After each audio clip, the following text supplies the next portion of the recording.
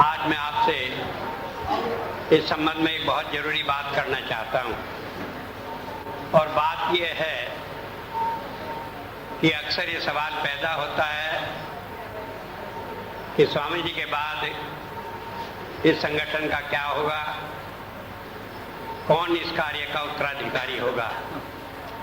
क्योंकि आज जो हमने ये ढांचा खड़ा किया है ये जीरो से किया है। संत कृपाल नगर में न कोई सत्संगी था, न हमारे पास पैसा था और हमने इस आश्रम की शुरुआत भी 110 रुपये से की थी। और इन 25 सालों में हमने इस संगठन को जैसा कि सोचा था या जैसा कि मुझे आदेश हुआ था महाराज जी का, उसी के अनुसार हमने इसे खड़ा कर लिया है। 1976 में संत कृपाल संदेश मैगजीन निकलती थी तो उसमें मैंने बताया था कि महाराज जी ने कहा है कि 5 लाख आदमियों को नाम देना है और कुछ मेरी अपनी शर्तें थी और उनमें से एक प्रमुख शर्त यह थी कि मैं चाहता हूं कि एक केंद्र हो जहां पर रूहानियत हजारों वर्षों तक चलती रहे। क्योंकि एक बार जब संत चला जाता है और दूसरे की खोज में जब रूहानियत एक जगह से दूसरी जगह चली जाती है तो बड़ा कष्ट होता है। हुजूर के चले जाने के बाद जो एक झंझट खड़ा हुआ गुरु की तलाश में और कितने लोगों को कितना मन खराब हुआ, कितने वो रास्ते से विमुख हुए और किस तरह का लंगर था उस समय, उसे सोच सोच कर भी बड़ा दुख होता था। वो लोग जो मिशन की रीढ़ कहे जाते थे वो इस संगठन को कब्जाने के लिए आपस में इस तरह लड़ते रहे कि जिसमें दुनियादार भी कोई नहीं लड़ता। तो ऐसी हालत में मैंने सोचा था कि एक स्थान हो और जहां पर रूहानियत हमेशा के लिए रहे, ये झगड़े ना हो। उससे अगला आदमी जो शुरू करेगा वो 5 लाख सत्संगियों की एक संगठित सेना को साथ लेकर कार्य शुरू करेगा। उसे मेरी तरह जीरो से शुरू करना नहीं पड़ेगा।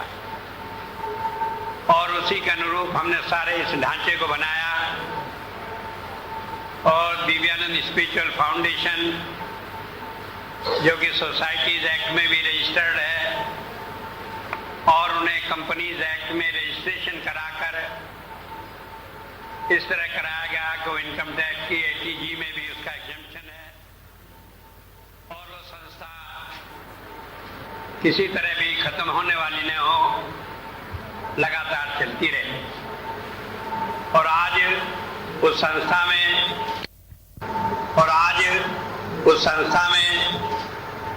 हमारा अपना कैपिटल जो शेयर कैपिटल है जो लोगों ने लगाया उसमें और जिसके कारण वो उसमें काम करने के हकदार हैं वो 1.5 करोड़ रुपया है। वैसे तो हमारी संपत्ति करीब 10 करोड़ रुपए से ज्यादा हिंदुस्तान में है और करीब 10 करोड़ रुपए से ज्यादा ही जर्मनी में है और अमेरिका वगैरह में अलग। लेकिन मैं बता रहा हूं कि जहां मैंने 110 रुपए से शुरू किया वहां किसी दूसरे आदमी को 20 या 25 करोड़ रुपए से किसी काम को शुरुआत करने में एक बहुत बड़ी सहूलियत होगी। क्योंकि उस वक्त हमें यह भी सोचना पड़ता था कि दोपहर की रोटी बना लेने के बाद शाम की रोटी का हम इंतजाम कैसे करें। और 9 महीने तक हमारे पास कोई छत नहीं थी जिसके नीचे यहाँ सेवादार लेट सकें, बैठ सकें। तो इस तरह से एक संगठन को हमने खड़ा किया। लेकिन उसके साथ ही साथ कुछ कठिनाइयां भी आई हैं, और कठिनाइयां ये आई हैं कि वो संत मत जिसमें संत या सद्गुरु परमात्मा का काम करने के लिए आता है, वो लोगों को बड़ा अट्रैक्टिव लगता है। वैसे तो महाराज जी कहा करते थे कि परमात्मा गुरु किसी को न बनाए, क्योंकि इसमें बड़ा कष्ट है, और कष्ट उसे अनुभव होता है जिसे काम करना पड़ता है। मैं तो ये जानता हूं कि इन 25 सालों में मैं रात में कभी सो नहीं पाता। सारी रात वो सारे मामले कि जो 5 लाख आदमियों के साथ गुजरते हैं, वो मेरे अपने मामले होते हैं, लेकिन दूसरा आदमी संत के उस दर्द को नहीं जान सकता। वो तो ये जानता है कि स्वामी जी है, जब चाहे जब सोए, जब चाहे जब उठे। हजारों लाखों आदमी पैर उनके छूते हैं, कार में घूमते हैं, जहां जाओ लोग पलक पावड़े बिछाए इंतजार करते रहते हैं, और ऐसे में अट्रैक्शन लगता है, और उस अट्रैक्शन के साथ लोग आगे सोचने लगते हैं कि गुरु बनना बड़ा अच्छा है, और उससे एक समस्या खड़ी हो जाती है। वो समस्या ये खड़ी हो जाती है कि गुरु कोई दुनियावी इंसान नहीं है कि वह दुनियावी भी किसी क्वालिफिकेशन के सहारे इस काम को कर सके। संत संगठन के सहारे नहीं, उसका काम रूहानियत का है। और जैसा कि कबीर साहब ने कहा, तो कबीर हम धुर के भेदी लाए हुक्म हजूरी, कि हम परमात्मा के देश से आए हैं और उसकी अथॉरिटी से आकर ये काम करते हैं। तो जब ये कहते हैं कि संत परमात्मा के अथॉरिटी से काम करता है, तो ये भी निश्चित है कि संत को परमात्मा ही बनाता है। या हम ये कहें कि संत तो संत से ही बनाया जाता है, लेकिन संत सद्गुरु वो परमात्मा उसे निश्चित करता है, बनाता है। हुजूर संत कृपाल सिंह जी महाराज ने एक बार कहा था, जब चोपड़ा जी ने उनसे कहा कि आप मुझे ही गुरु बना दीजिए अगला, कहने लगे ये मेरे हाथ में नहीं है, ये तो परमात्मा बनाता है जिसे बनाता है। तो जब हम कहते हैं परमात्मा बनाता है, तो फिर कई आदमी दावेदार हो सकते हैं कि हमें परमात्मा ने बना दिया, तो हम कैसे जाने परमात्मा ने किसे बनाया। तो एक बात ये समझ लेनी की है, ये आप निश्चित रूप से जान लें कि संत सद्गुरु का चुनाव केवल परमात्मा करता है, उसमें इंसान की कोई इच्छा नहीं होती, न उसके हाथ में होता है। और परमात्मा ने किसका चुनाव किया, ये परमात्मा स्वयं ही प्रकट करता है। परमात्मा के प्रकट करने का एक ही तरीका है कि वह हमारे अंतर में बताता है कि कौन गुरु है, कौन संत है। जब हुजूर ने चोला छोड़ दिया, विशेषकर जर्मनी में एक बहुत बड़ा ग्रुप था, तो लोगों में बड़ी चिंता हुई। बहुत सारे आदमी ने यह दावा किया कि वो अगले गुरु हैं, लेकिन बाद में फैसला इस बात पर हुआ कि बहुत सारे लोगों को अंतर में स्वरूप आया, और महाराज जी ने खुद कहा सो है माई, और सो है माई वर्ड स्वामी हो जाता है। उसके ऊपर लोगों ने लिखा मुझे, और बाद में जब देखा कहा हाँ यही स्वरूप आया था, इसलिए हम आप पर विश्वास करते हैं। और उसके नाते आज दुनिया में, यूरोप में हमारा सबसे बड़ा ग्रुप है, और सही रूप से वही संत मत का कार्य कर रहा है। दूसरे लोग भी कार्य करते हैं, लेकिन उनके जिस तरह की पोल पट्टी रोज खुलती है, उससे मालूम हो जाता है कि वाकई में संत मत में और बनावट में कितना अंतर है। तो मैं सिर्फ ये बात कह रहा हूं कि अंतर से हमें ये मालूम होता है, लेकिन अंतर से जो हमें मालूम होता है उसकी सपोर्ट के लिए हमें बाहरी संत की सहायता की भी आवश्यकता होती है, क्योंकि अंतर में जो हमें मालूम होता है अपने मन की मिलावट करके या मन अपनी बात को ऊपर रखकर कई बार अपने को सेल्फ प्रोजेक्ट कर लेता है। किसी के मन में इच्छा हुई, उसने 2-4 आदमियों से जिक्र किया, उन्होंने कहा हाँ हमें तो इनका स्वरूप आया था, और इस तरह एक बनावटी ग्रुप खड़ा हो जाता है। तो ऐसी हालत में अंतर की बात को संत सपोर्ट करता है। वैसे तो कुरान शरीफ में इस बात के लिए बिल्कुल खुलकर बयान किया है, witness of 2 women is equal to 1 man witness, कि 2 औरतों की गवाही एक आदमी की गवाही के बराबर है। और वुमेन जिसे कहा निशा, उसका मतलब होता है डिवाइन रिविलेशन, कि 2 बार अगर अंतर में डिवाइन रिविलेशन से हमें कोई बात पता लगे तो संत की कही हुई एक बात उसके बराबर होती है। इसका मतलब है कि अंतर की बातों से कई बार भ्रम हो सकता है, लेकिन संत उस भ्रम को दूर कर देता है। लेकिन स्थिति कई बार उल्टी भी, कि संत की बात हमने सुनी और हम अपने मन में उसी के प्रति भ्रम पैदा कर लेते हैं।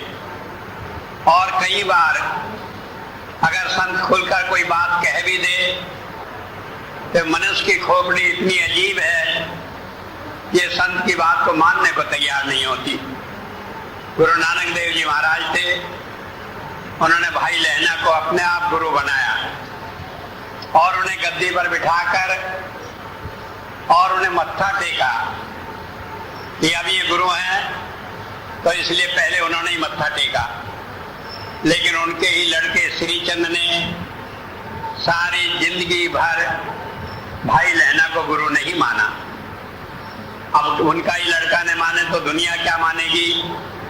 तो इसलिए संत कह दे तब भी यह संभव नहीं कि उसकी बात को लोग मान ले।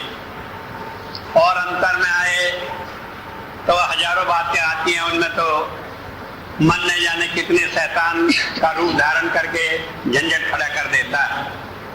तो संत का प्रकट होना, मैनिफेस्ट होना, ये दोनों चीजों का मिला जुला मिक्सचर होता है कि वह हमें अंतर में प्रकट होता है और संत भी उसे बता सकता है। लेकिन जो अगर इनमें से कोई एक बात दूसरे से सपोर्ट न हो तो उससे बहुत सारे झंझट खड़े हो जाते हैं। इसलिए जहां तक मेरा उत्तराधिकारी है उसकी बाबत मैंने निश्चय किया है कि जानते हुए भी वो कौन है, मैं जब तक जीऊंगा तब तक उसका नाम अपनी जबान से नहीं लूंगा। अगर आप में से कोई आदमी कभी कहे कि स्वामी जी ने कहा कि वो गुरु बनेगा, तो आप समझ लेना वो झूठ बोल रहा है, क्योंकि जीते जी मैं उसका नाम अपने मुंह से नहीं लूंगा। एक बात तो समझ ले। दूसरी बात यह है कि जहां तक किसी का सवाल है, जीते जी किसी को यूं कह देना ये गुरु है, तो उससे दोनों की मुसीबत है। जब गुरु नानक देव जी महाराज ने कहा भाई लहना को, उन्होंने मत्था टिकाया, तो भाई लहना को इतनी शर्म महसूस हुई, कहा कि जहां मेरे गुरु का सिर मेरे पैर से छुआ है उस अंगूठे को कोड़ हो जाए, और सारी जिंदगी उस कोड़ के कारण वो दुखी रहे। तो मैं नहीं चाहता कि मेरा उत्तराधिकारी किसी भी रूप में सामने होकर इस स्थिति में हो कि वो अपने गुरु को अपने से बड़ा समझे या अपने को उससे बड़ा समझे, क्योंकि संत तो संत है, उसमें बड़ा छोटा कुछ होता ही नहीं। तो इसलिए ये आप निश्चित समझें कि जीते जी आप उसे नहीं जानेंगे। लेकिन कई बार ऐसा होता है कि हमारे सामने ख्याल पैदा होता है कि कौन हो सकता है, और हम अपने मन से बुद्धि से संतों की वाणी को सुनी सुनाई बातों से हम ये सोचने लगते हैं कि फला आदमी संत होगा, उसके प्रति भाव रख लेते हैं गुण अच्छे का, और उससे कभी कभी अटैचमेंट हमारा उससे हो जाने के कारण एक दुविधा पैदा हो जाती है कि हमने किसी को मान लिया ये आपका अगला उत्तराधिकारी होगा, तो अपनी कहीं गोट बैठ जाए इसलिए हम उससे ज्यादा आदर सत्कार देने लगते हैं, और उससे ये होता है अपने गुरु को ही नेग्लेक्ट कर देते हैं, या कई बार कुछ ऐसी बातें कर बैठते हैं जो गलत हो जाती है। एक होता है किसी की चापलूसी करने के लिए हम किसी की बुराई कर लेते हैं।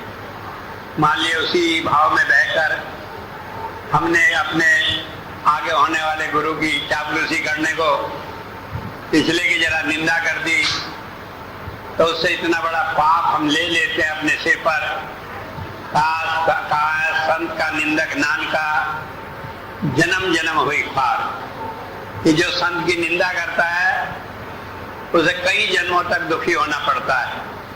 तो एक जरा सी बात में भाव में खुश करने को, चापलूसी करने को, हम कुछ बुराई कर लें संत की, तो उससे हमारा सारा जीवन बेकार हो जाए। कहाँ तो ये दावा कि हमारा गुरु हमें इसी जन्म में मोक्ष दिला देगा, और कहाँ कई जन्म तक हमें दुख भोगने के लिए आना पड़े, तो ये बात खराब हो जाती। तो ये ध्यान रखना है कि इन सारी बातों में नहीं पड़ना है। ठीक है, गुरु कोई हो, संत कोई हो, हमें उससे किसी संत की निंदा करने का अधिकार नहीं हो जाता। मैं तो आज भी कहता हूं कि चाहे दुनिया में कितने वेशधारी वो संत ने सही, लेकिन हमें उनकी निंदा करने का अधिकार नहीं, क्योंकि उससे हमारी बात खराब होती। लेकिन क्यों हमें ये पैदा हो जाता भाव कि आदमी संत होगा, इसके लिए मैं आपको थोड़ी बात बताना चाहता हूं। एक बात अक्सर कही जाती है कि फला आदमी नाम दान देने लगा तो इसलिए आगे संत होगा। एक बात तो समझ लेने की है कि संत अपने काम कराने को, अपनी पावर किसी को भी डेलीगेट कर सकता है। हुजूर के समय में भी बहुत सारे आदमी सारी दुनिया में ऐसे डेलीगेटेड थे जो हुजूर के हुक्म से नाम दिया करते थे। जब काम ज्यादा हुआ तो मैंने यहाँ पर भी नाम देने के लिए लोगों को नियुक्त किया, और जो नियुक्ति पत्र दिया तो उसमें ये अंडरस्टैंडिंग थी कि जिसे आप नाम देंगे उसकी जिम्मेदारी मेरी होगी। तो इसका मतलब वो मेरे ही द्वारा नाम दिए हुए हैं। तो इसलिए सोच लेना कि कोई आदमी नाम दे रहा है तो उससे वो अगला उत्तराधिकारी या गुरु नहीं हो जाने का। मैं इसलिए बात कह रहा हूं कि एक हादसा हमारे साथ गुजरा। पंजाब में ही भाई हरदयाल को पावर दी, उन्होंने ऐसा बनना शुरू कर दिया कि जैसे वही गुरु हों, और उन्होंने कई लोगों को कहा कि अगर स्वामी जी मेरी ये बात नहीं करेंगे तो मैं अपना अलग ग्रुप बना लूंगा, अलग कर लूंगा अपने मिशन को। और उसका नतीजा ये निकला कि जब उनकी बातें मिशन के विरुद्ध होती चली गई तो उन्हें मिशन से अलग करना पड़ा। जब अलग करना पड़ा तो उन्होंने कहा मुझे तो नामदान की पावर थी, अब ये छीनी थोड़ी जा सकती है।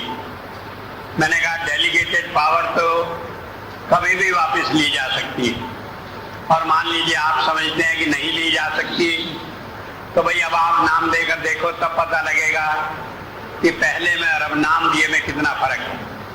तो कहने का मतलब है कि किसी ने नाम दिया या किसी को नाम देने के लिए नियुक्त कर दिया, इससे ये समझना भूल है कि वो मेरा अगला उत्तराधिकारी होगा। क्योंकि काम की अधिकता के कारण हमने एक नियम बनाया कि हम जगह जगह नाम देने के लिए आदमियों को नियुक्त करें। और बहुत दफा ऐसा हुआ है कि मैं भी वहां रहा, सत्संग दिया, नामदान मैंने प्रतिनिधियों से दिलवाया। तो उसका मतलब ये नहीं कि मैं बैठा था, मेरे सामने किसी ने नाम दिया इसलिए वो संत सदगुरु होगा। दूसरी बात है, कई बार लोग सोचते हैं कि हमें सत्संग देने की पावर दी तो इसलिए ऐसा हो गया। वैसे तो हुजूर कहा करते थे कि ये काम पेट प्रचारक से नहीं चलता, तो इसीलिए हमने शुरू से ये योजना बनाकर चली कि हम अपने आदमी ट्रेन करें जो जगह जगह सत्संग दें, और वो एक आधार हो लोगों के सत्संगियों के गाइडेंस का। और वो काफी सफल भी हुई। अब करीब 500 से ज्यादा आदमी ट्रेंड हैं और वो सत्संग देते हैं। और कभी कभी जब मैं सुनता हूँ सत्संग देते हुए तो मुझे ऐसा लगता है कि वो मेरे से भी अच्छा सत्संग देते हैं। कारण ये है कि जो बात मैं नहीं कह पाता वो सारी कह जाते हैं कि ये भी हो जाएगा, ये भी हो जाएगा। मैं तो सोचता हूँ कि मुझे ये कहने का अधिकार नहीं, लेकिन वो अपनी मस्ती में सब कहे जाते हैं। लेकिन कहने का मतलब है कि कोई सत्संग दे रहा है या कोई नामदान दे रहा है, उससे ये तो है कि वो हमारे संगठन का एक बहुत अच्छा प्रतिनिधि है, लेकिन उसका मतलब ये नहीं हो जाता कि उसका ये कोई क्लेम है कि वो गुरु बनेगा या बन रहा है। जहाँ तक कई बार लोग कहते हैं अंतर में आने की बात, तो कई बार ऐसा होता है प्रतिनिधि भी अंतर में आ जाता है। शुरू से लगाकर आज तक हजारों ऐसे उदाहरण मिले जिसमें सुशीला जी को लोगों ने अंतर में देखा और लोगों को देखा, लेकिन जब भी किसी ने बताया तो मैंने कह दिया कि भाई संत के साथ दूसरे लोग भी अंतर में आ सकते हैं। यह कई बार यह हमारा भ्रम बन जाता है, इसलिए इस बात को उसके साथ नहीं जोड़ना। तो पहली बात ये सोचना कि किसी को मैंने अपने टाइम में नामदान दिलवाया, चाहे उसने इंडिपेंडेंट होकर दिया या मेरे कहे से दिया, या वो सत्संग देता है, रेगुलर देता है, डेरे में देता है, कई बड़े सत्संग में देता है, इससे इस बात का कोई ताल्लुक नहीं। एक बात यह है कि मैंने ये सोचा था कि बहुत बड़ी उम्र का आदमी मेरा उत्तराधिकारी न हो। कारण यह है कि संत जब आता है वो एक निश्चित काम को लेकर आता है, और अभी भी जब बाबा सावन सिंह जी महाराज का उत्तराधिकारी मैं देखता हूँ और सोचता हूँ कि वो 2-2.5 साल ही कुल जिंदा रहे, तो कभी कभी मुझे ख्याल आता है कि लोग उसे संत सद्गुरु मानते हुए कई बार ये सोचेंगे कि ऐसा क्यों हुआ। मेरा इशारा सरदार बहादुर जगत सिंह की तरफ है कि लोग कहेंगे कि वो इतनी जल्दी क्यों चले गए। इसलिए मैंने ये भी सोचा हुआ है कि वो उत्तराधिकारी ऐसा न हो कि भाई बिल्कुल ही ऐसा मेरे जैसा ही हो। जब मेरे जैसा होगा और मैं ही काम नहीं कर पाता तो वो कैसे कर पाएगा।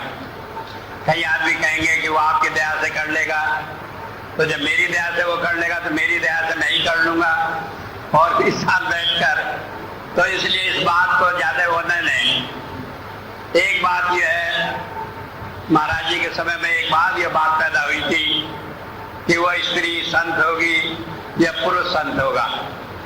महाराज जी ने एक जगह अपनी किताब में लिखा है, कहने के आत्मा का कोई जेंडर नहीं होता कि पुल्लिंग है स्त्रीलिंग है, ऐसे नहीं होता।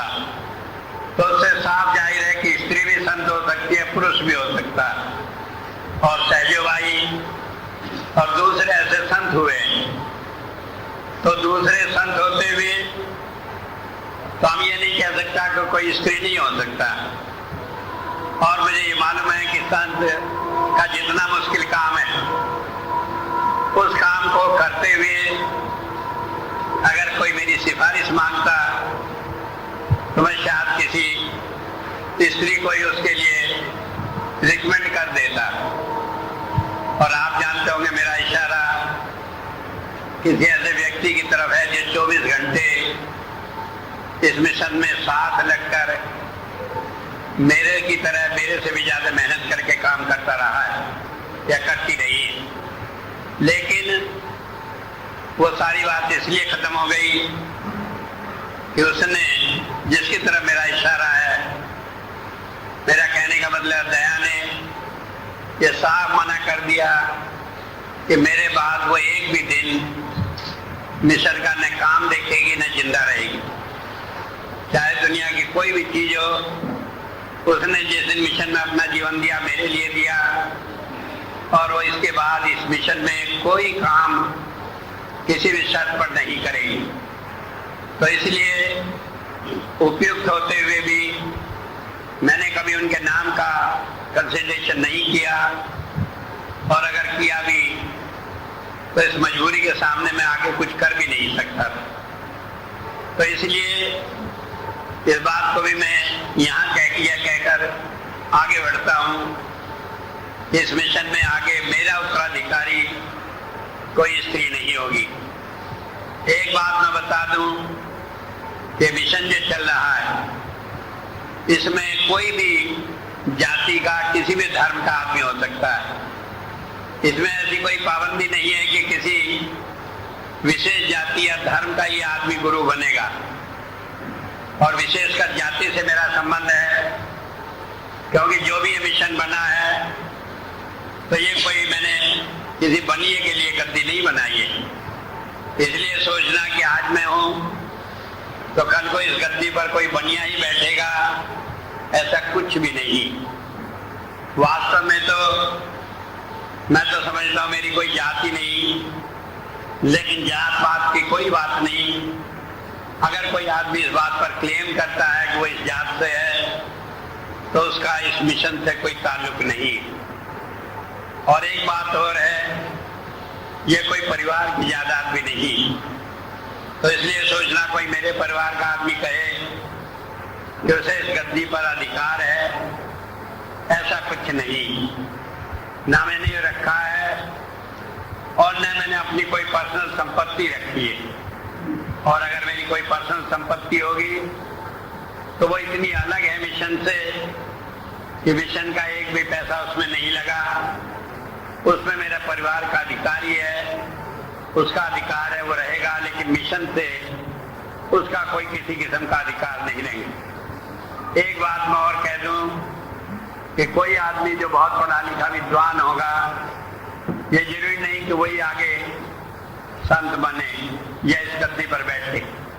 कारण यह है, जैसे शंकराचार्य बनते हैं या बौद्ध धर्म में लामा बनाए जाते हैं, उन्हें उत्तराधिकारी चुनकर 15-20 साल तक बड़ी ट्रेनिंग दी जाती है और यह समझा जाता है कि जब उन्हें पूरा ज्ञान हो जाएगा तभी वो उस गद्दी का अधिकारी होंगे। लेकिन हमारी मान्यता यह रही है संत मत में कि यहाँ पर निरक्षर भी गुरु हो सकता है। कबीर साहब रहे, स्कूल का दरवाजा देखा नहीं, और ईसा मसीह ने कभी स्कूल में पढ़ा नहीं। दूसरे हजारों संत ऐसे रहे कि जिन्होंने स्कूल को देखा नहीं। और आज संत कृपाल सिंह जी महाराज का मुझे मालूम है उनकी बहुत इनिशियल क्वालिफिकेशन बहुत नहीं थी। शायद 10वीं पास करने के बाद और कोई बात पास की हो तो वो अलग है। ये बात दूसरी है कि अपनी काबिलियत से वो इतनी बड़ी सरकारी पोस्ट पर हो गए हैं। और मैं आपको बता दूं कि मेरी भी इनिशियल क्वालिफिकेशन हाई स्कूल रही है। रुड़की से मैंने जूनियर इंजीनियरिंग का कोर्स पास किया, लेकिन 10वीं पास आदमी को विदेश में जाकर अंग्रेजी में बोलना, लेक्चर देना, ये कभी कल्पना भी नहीं की जा सकती। और जब मैं पहली बार वहां गया जर्मनी में, विदेश में, उससे पहले न मैं कभी अंग्रेजी में बोला और न मैंने कहीं से कोई ट्यूशन लिया या कोचिंग की और न मैंने कोई स्टडी की। क्योंकि मेरी अपनी मान्यता ये है कि जब परमात्मा ही अंदर में बैठकर बोलता है तो अगर हम ये कहें कि हमें तैयारी करके बोलना है तो हम उस बात को झुठलाते हैं कि परमात्मा पहले कोचिंग करेगा, तैयारी करेगा, तब बोलेगा। और इस तरह से हम संत की मत की शिक्षाओं पर पूरा नहीं उतरते।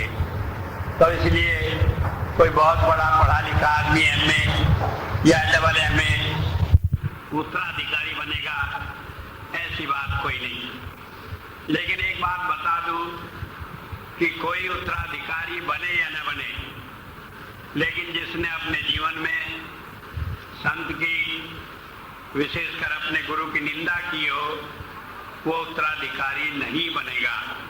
चाहे वो 1000 कोशिश करे, गंगा जी में पूरा सिर डुबाकर कसमें खाए कि नहीं मेरी वो बात तो गलती थी, छूट गई, ये मतलब नहीं था, लेकिन जिसने गुरु की निंदा की होगी वो उत्तराधिकारी नहीं बनेगा।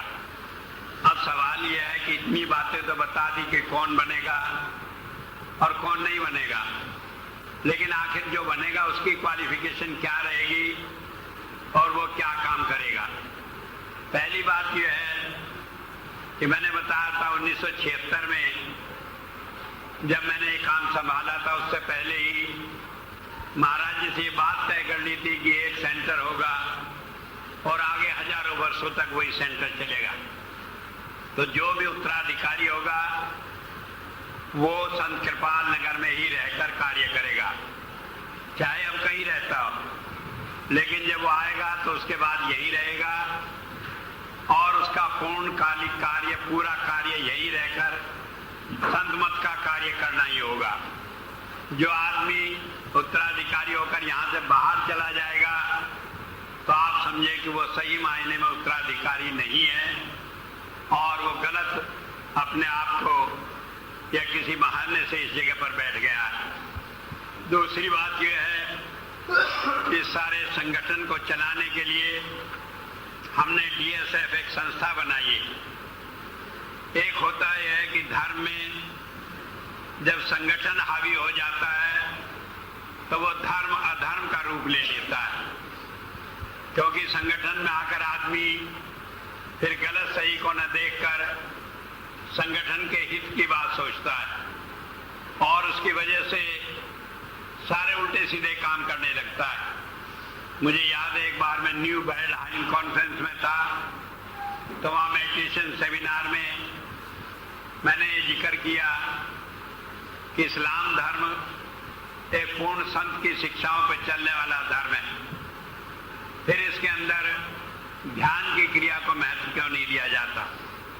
तो वहाँ पर मिस्टर जकी तक्कावी एक आदमी थे, तो उन्होंने बताया, वो कुरान के बहुत अच्छे विद्वान थे, कहने लगे कुरान शरीफ में तो 97 चैप्टर में 4थी आयत में दिया है कि 100 महीने की नमाज पढ़ने से एक वक्त का ध्यान करना बेहतर है। 100 महीने तक नमाज पढ़े उसका कोई फल नहीं, एक टाइम ध्यान करे उसका फल ज्यादा है। जब उन्होंने ये बात कही तो मैंने सवाल किया कि ये बात कुरान शरीफ में लिखी होते हुए भी मुसलमान लोग ध्यान क्यों नहीं करते। तो कहने लगे संगठन इतना हावी हो गया है कि उसने उस बात को छुड़ाकर नमाज की बात को ज्यादा महत्व दिया है, क्योंकि नमाज से उनका संगठन बढ़ता है। बाहरी रूप से लोग 5 बार इकट्ठे होते हैं, वो जो चाहे अपनी बात उनसे कहकर करवा लेते हैं, इसलिए संगठन ने धर्म को दबा दिया। तो ये हमेशा ही होता है। तो इसलिए हमने संगठन तो बनाया है और संगठन बनाया है दिव्यानंद स्पिरिचुअल फाउंडेशन के नाम से, और उसे हमने एक अच्छा ढांचा दिया है कि उसके मेंबर हैं, बोर्ड ऑफ डायरेक्टर्स है और जेम्स इंटरनेशनल भी उसकी शाखा है। तो उसे संगठन तो रहेगा, लेकिन वो कभी भी संत के ऊपर हावी नहीं होगा। तो हमने रखा है संगठन अपना काम करता रहेगा, लेकिन जो संत सदगुरु होगा वो उन सब के ऊपर रहेगा। तो वो संगठन का प्रेसिडेंट रहेगा, बोर्ड ऑफ डायरेक्टर्स का, जो इंटरनेशनल बोर्ड है, जैसे कि मैं आजकल हूँ। और उसकी बात संगठन में भी हमेशा सुनी जाएगी, क्योंकि वो प्रेसिडेंट है। और उसकी बात संगठन में रहते हुए भी संगठन को ये स्वतंत्रता होगी कि वो काम तो करे लेकिन हावी न हो।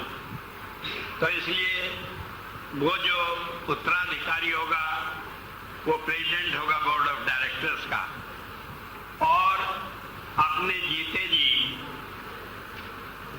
मैं उसे प्रेसिडेंट तो बना दूंगा, चाहे मरने से 1 घंटा पहले बनाऊं, चाहे 2 दिन पहले बनाऊं, लेकिन वो मालूम बाद में ही होगा, क्योंकि उसकी एक कार्रवाई होती है, उसमें लिखा जाता है कि ये बना दिया गया, और बना देने के बाद उसे रख देंगे और बाद में वो आपको मालूम हो जाएगा। और इसके अलावा क्योंकि हिंदुस्तान में बहुत सारी फोर्जरी भी चलती है, हमारा हिंदुस्तान इस काम में मशहूर है कि सारे गलत काम यहाँ पर लोग कर लेते हैं।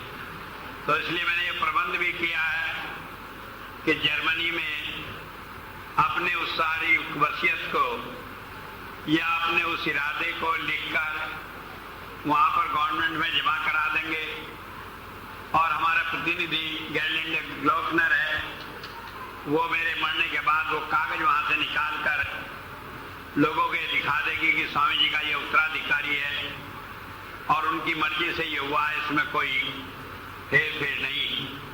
मर्जी से जब मैं कहता हूँ ये नहीं मैंने बनाया, बल्कि मैं उसका जानकार हूं जो परमात्मा ने बनाया है, और इसलिए मैंने उसे अलग से भी लिख दिया है।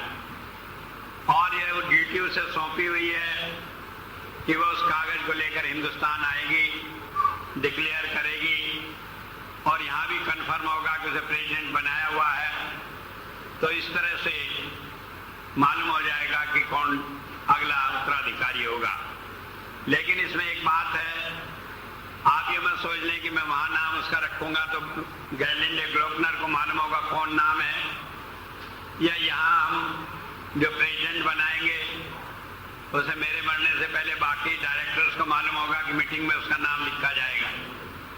हम क्या करेंगे, मीटिंग करेंगे और सारा करके उसमें नाम नहीं लिखेंगे और सारे कागज लेकर अलग एक जगह रख देंगे, उसमें नाम लिख दूंगा जिससे किसी को मालूम नहीं हो सिवाय मेरे, और दूसरे आदमी इस बात के गवाह हों कि हाँ फला आदमी डायरेक्टर है। तो इस तरह से वो एक निश्चित रूप से ये मेरी ड्यूटी है और मैं उसे पूरा करूंगा कि जो नाम मुझे मालूम है, जिसका चुनाव परमात्मा के यहाँ से हुआ है, उसको आप मेरे थ्रू बिल्कुल डेफिनेट रूप में जानेंगे।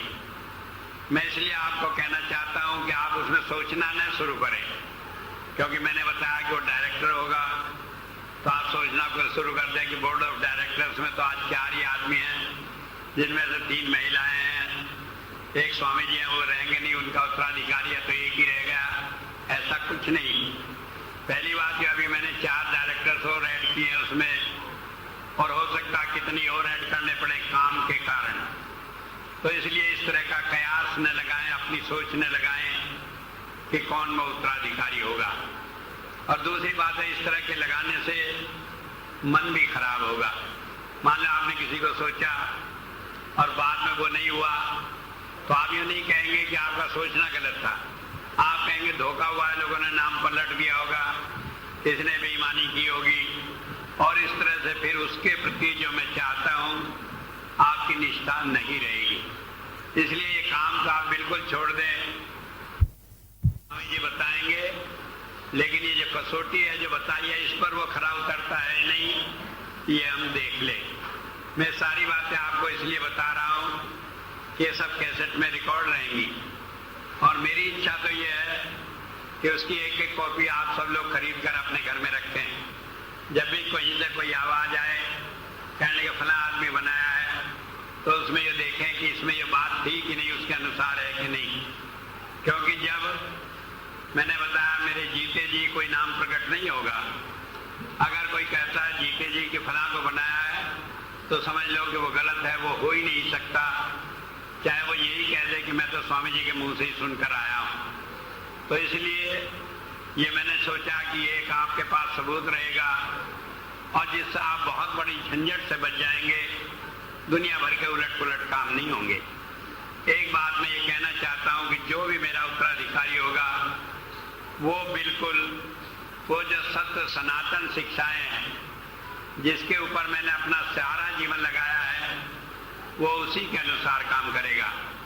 सारी जिंदगी में ना तो मैंने कोई ड्रेस अलग से रखी, न मैंने कोई बाहरी चिन्ह चक्र रखे कि ऐसा ही संत होगा, और न मैंने कोई अलग शिक्षाएं रखी, जो कि हमेशा से आई हैं। जो सत्य है वही होगा और वही उन शिक्षाओं का प्रचार करेगा, वो अलग से कोई नई बात उसमें जोड़कर प्रचार नहीं करेगा।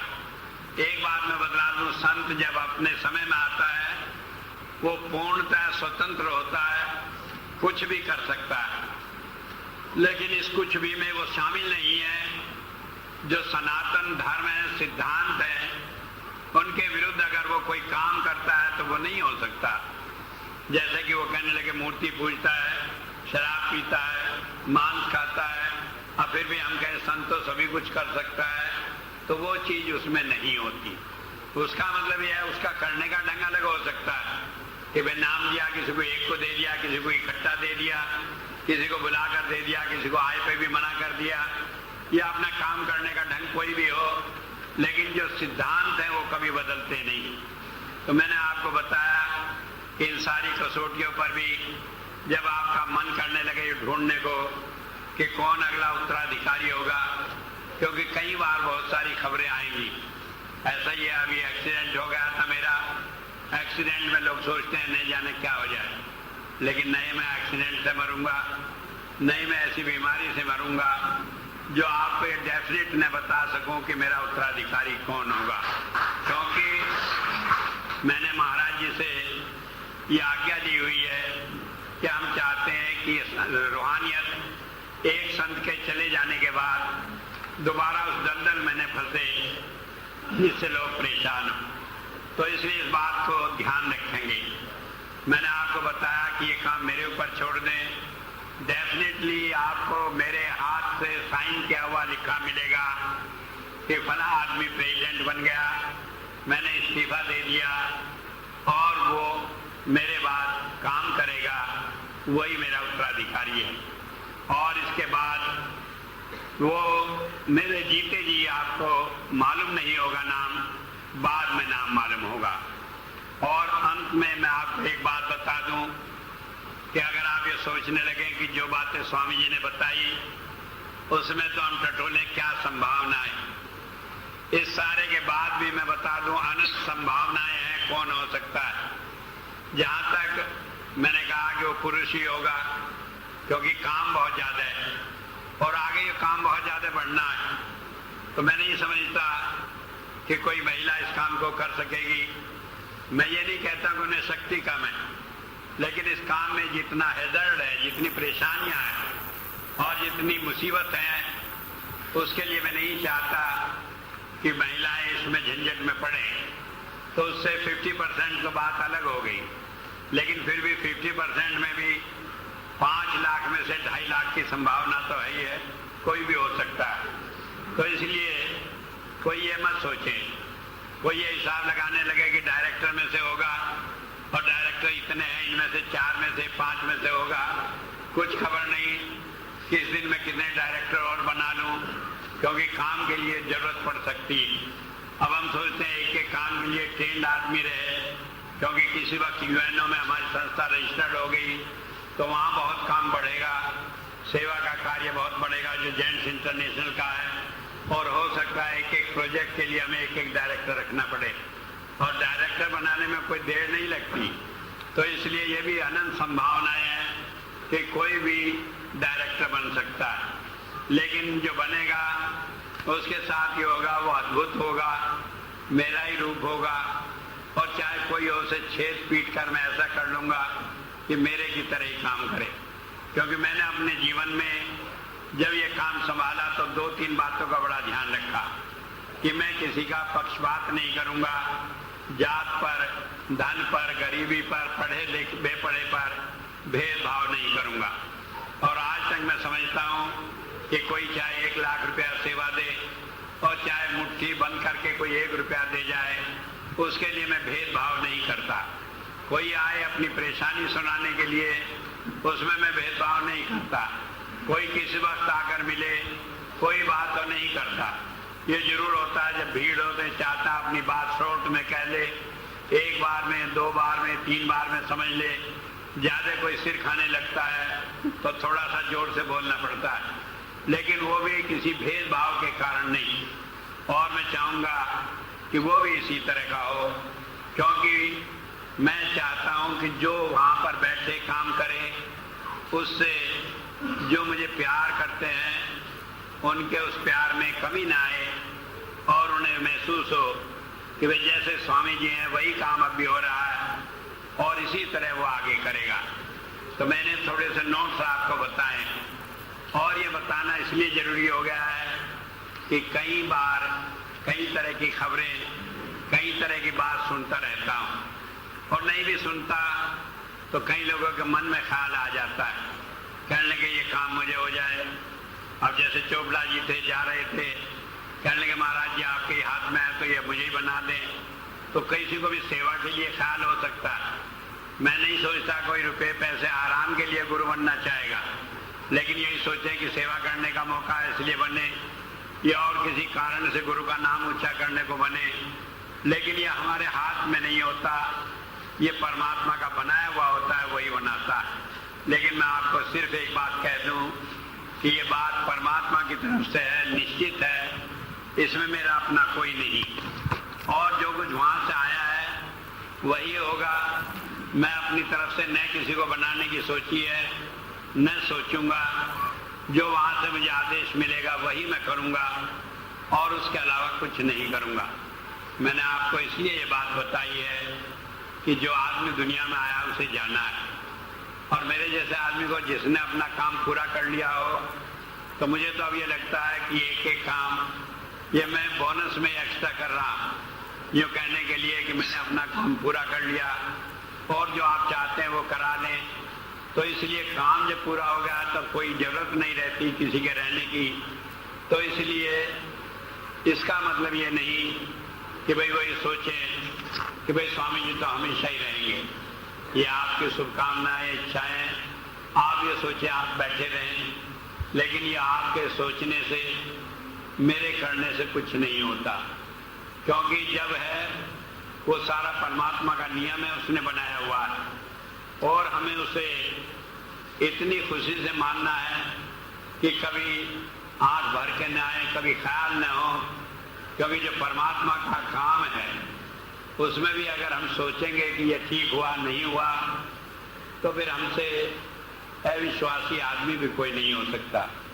तो इसलिए ध्यान रखें कि न मेरा कहने का ये उद्देश्य है कि मैं जा रहा हूँ, न कहने का उद्देश्य है कि भंडारे बाद मुझे चले जाना है, और न ये है कि भाई मुझे यहाँ रहना है। मैं तो काम कर रहा हूँ जब तक है, और जब तक मुझे काम बताया जाएगा मैं करता रहूँगा, और जब परमात्मा चाहेगा जब वापस बुला लेगा। लेकिन आपके लिए मैं कह रहा हूँ कि आप विचलित न हो, आप ये सोचें कि एक काम में लगे, और वो काम है कि आप अपने लिए मोक्ष का रास्ता क्लियर कर लें, साफ रहे, उसमें कोई झंझट ना हो, कोई मन में कोई ख्याल ऐसा ना हो जो उसमें रुकावट पैदा करें, और आपके जीवन को देखकर दूसरे लोग भी प्रेरणा लें और वो भी इस रास्ते पर चल सकें। तो इसलिए मैंने ये बात साफ की। आप इस बात को कतई इस तरह न लें कि हाँ कोई बात हो जाने वाली है इसलिए कहा है, और न इसलिए लें कि नहीं हो जाने वाली है, गफलत में बैठे रहें। एक बात ये समझ कर रखें कि हम जिस काम को करने को आए हैं उसे अपनी दृढ़ता से करें, और इस संत मत में और इस संत कृपाल नगर में ऐसा कुछ नहीं होगा जो संत मत की शिक्षाओं के अनुरूप न हो, जिससे मिशन को कोई धक्का लगे या धब्बा लगे। और हम ये ध्यान रखेंगे कि जैसे इन 25 सालों में मिशन को बिल्कुल साफ रूप में ये चलाता है कि हम संत मत की शिक्षाओं के अनुरूप है, इसी तरह ये आगे भी चलता रहे, न कोई झगड़े हों, न आपस में कोई एक दूसरे को बुरा भला कहे। परमात्मा का काम है, वो जिस ढंग से इसे चलाए इसे ही आगे चलाता रहे। तो मैं इसलिए आपको ये बात बताई कि आपके ऊपर जिम्मेदारी, आप जो है इस मिशन के पिलर हैं, और जब पिलर मजबूत होगा तो कितना ही बड़ा भूकंप भी आ जाए तो उससे फिर इमारत ढहेगी नहीं। तो आप अपनी जगह मजबूत रहें, दूसरे जो आपके साथ लगे उन्हें मजबूत करते रहें। तो मैं इतनी बात ही कहकर अपनी बात को समाप्त करता हूँ।